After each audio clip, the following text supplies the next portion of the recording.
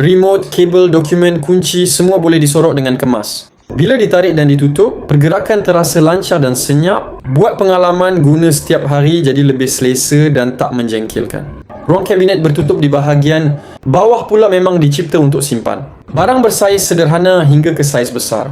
Sama ada barang dapur kering, pinggan, buku, beg atau perkakas rumah, semuanya boleh masuk tanpa perlu dipamerkan. Inilah fungsi utama kabinet ini, iaitu simpan banyak barang, tapi luaran kekal, kemas dan minimal. Satu lagi keutamaan penting kabinet, ini ialah ketinggian kaki kabinet kerana ia direka dengan jarak dari lantai yang memudahkan pembersihan. Habuk tak mudah terperap, robot vacuum boleh lalu, mop pun senang masuk. Detail kecil macam ini yang buat kabinet ni praktikal untuk jangka panjang, bukan sekadar cantik untuk tengok.